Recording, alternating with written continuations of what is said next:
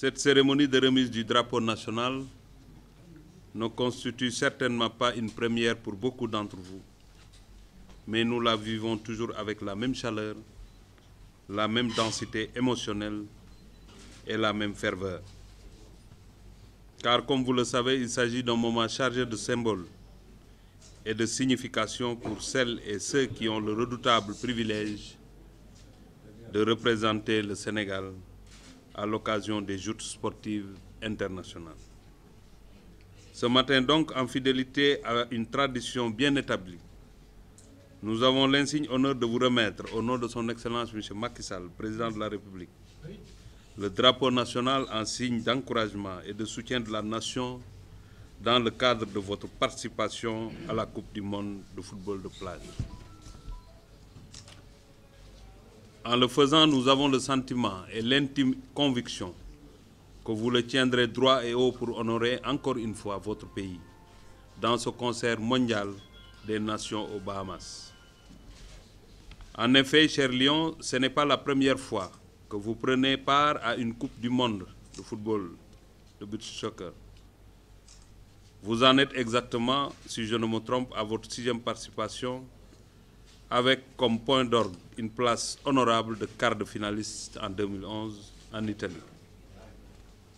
Ce record de qualification et de participation à une compétition aussi prestigieuse et aussi sélective ne relève point du hasard. En effet, à 4 reprises, vous avez été couronné champion d'Afrique de beach soccer. Et votre dernière consécration qui date de cette année résonne encore comme l'aboutissement d'un travail acharné, méthodique, régulier, enthousiaste et engagé au service de la promotion du football de plage dans notre pays. Ce sursaut d'efforts dont vous avez fait montre ne serait certainement pas aussi productif s'il n'était pas soutenu et accompagné efficacement par la Fédération sénégalaise de football.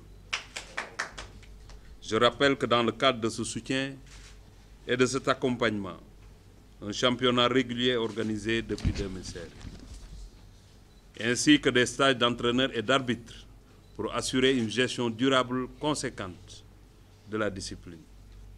Je vous exhorte donc, chers membres de l'équipe nationale, à vous inspirer de nos traditions de courage, d'engagement et de dépassement pour défendre nos couleurs nationales et inscrire ainsi votre palmarès dans les plus grands exploits sportifs de notre pays.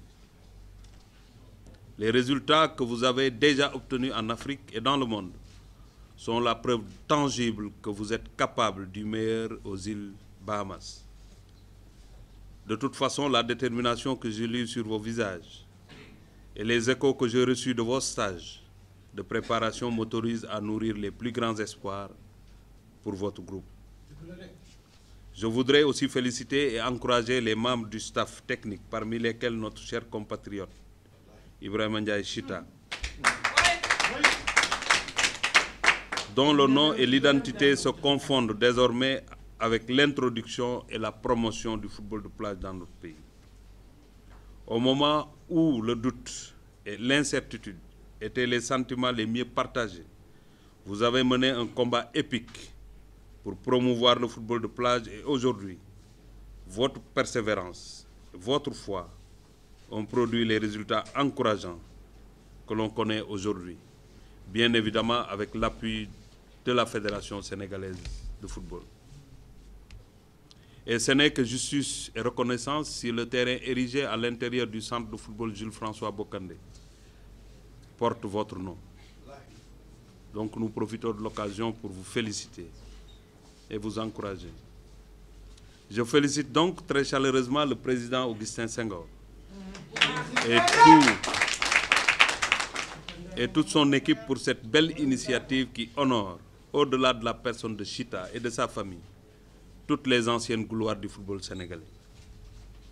Pour terminer, je vous souhaite un bon parcours en Coupe du Monde, en espérant qu'à l'issue des compétitions, le nom et l'image du Sénégal seront encore inscrits en lettres d'or parmi les plus grandes nations de football de plage.